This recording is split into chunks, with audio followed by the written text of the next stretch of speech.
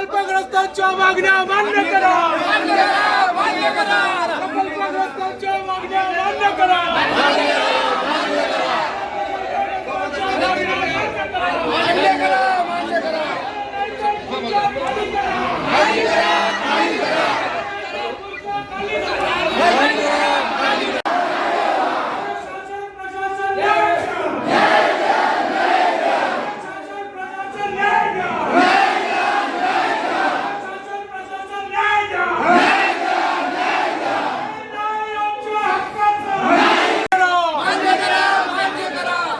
प्रकल्पग्रस्तांच्या मागण्या मान्य करा.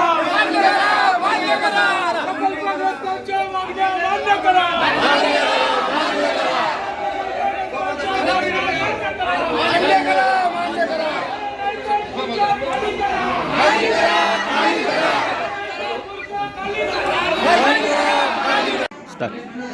माझ्या इतका माणूस 1 महिना झाला वाढलेला आहे. याच्यापर्यंत सगळं पोहोचलंय. कागदपत्र पण नाही ना. मला अजून मदत दिली नाही आहे. माझं पण मी पण दुखी आहे. माझं ऑपरेशन झालेलं आहे. मला कोणी पोसाली नाही आहे. याने मला शासनाला काही मदत नाही दिली.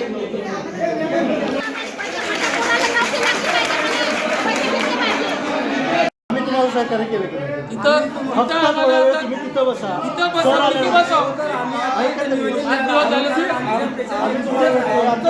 आमच्या वेदना तुमच्या त्या 3-4 जण या तोपर्यंत आम्ही एकही हलत नाही. कॅबिनेटची मीटिंग काही आजारी उद्या 2 दिवस आम्ही इथं बसता.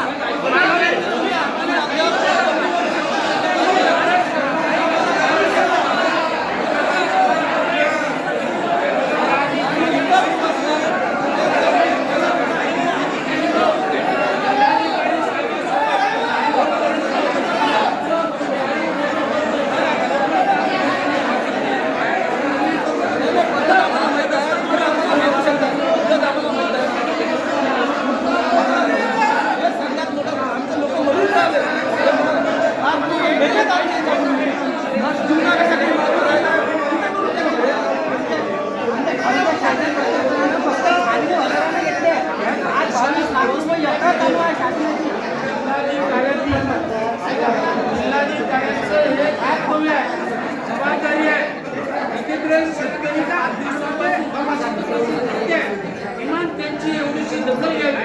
त्यांना 2-3 चर्चा झालेली आहे. त्यांनी त्या दिवशी हे सांगितलं जिल्हाधिकारी साहेब याच्यावर भूमिका घेतात, काय निर्णय घेतात तुम्हाला कळलं. ऐकून घ्या.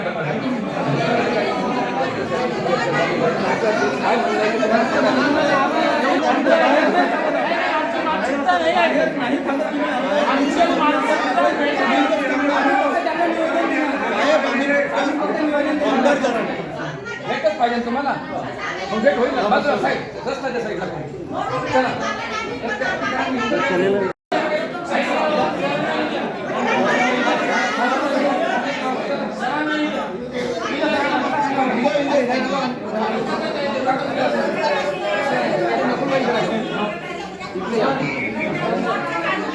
तुम्ही 5 दिवस झाले आम्ही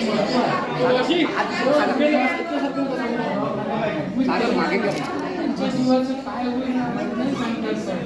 आमची जी मानसिकता आहे ती मानसिकता पूर्ण संपलेली आहे सर. आमचं म्हणणं असं आहे तर तिथं आम्ही लढून आपल्याला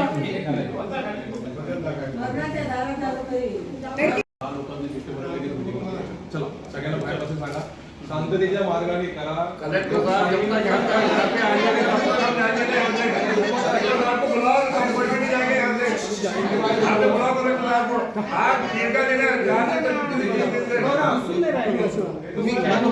हम यहाँ से जाने वाले नहीं है.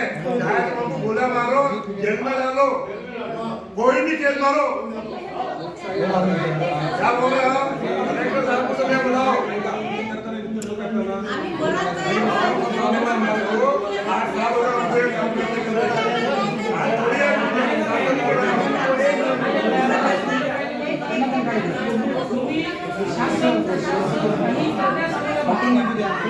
जेव्हा शासन प्रशासन कोणत्याही पातळीवर जनतेची दखल घेत नाही तेव्हा जनतेची जी कृती आहे ही कृती शासन प्रशासनाला काही करण्यास भाग पाडण्यास सांगितलं करावं लागते.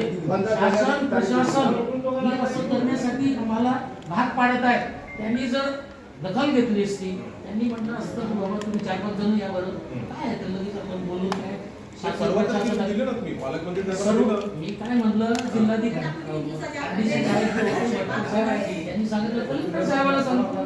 कलेक्टर साहेब काय भूमिका घेते, काय भूमिका घेत आहे, काय भूमिका घेत आहे ते आम्ही कळवतो, पत्र देतो. आम्ही आम्ही म्हणजे मरावं असं वाटतं का मरून जाणारे लोक सांगा. शासन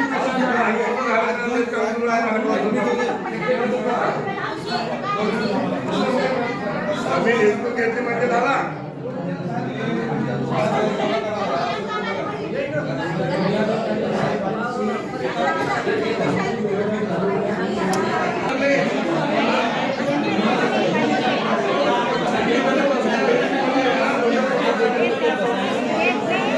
बाहेर हाकून द्यायचे प्रयत्न करते. लेखी मागायचं कलेक्टर साहेबांनी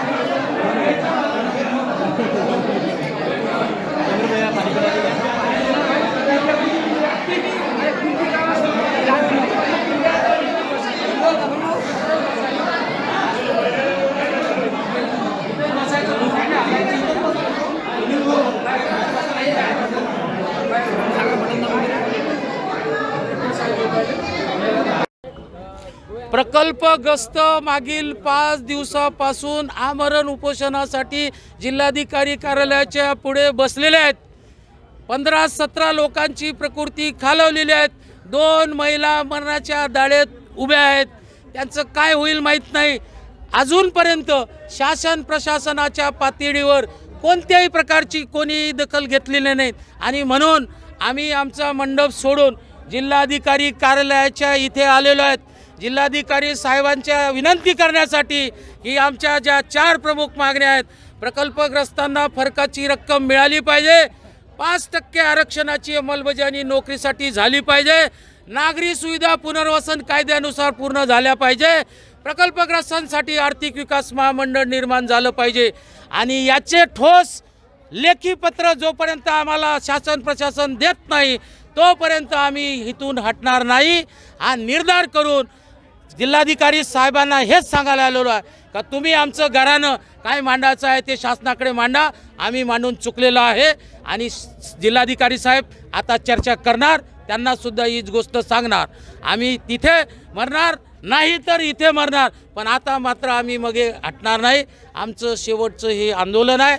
जे लोक आमचा विचार करणार नाही त्याचा विचार कसा करायचा ते आम्ही ठरवलेलं आहे आणि या मागण्या घेऊन जिल्हाधिकारी साहेबांसोबत पुन्हा डिस्कस करण्यासाठी या ठिकाणी आम्ही आलो.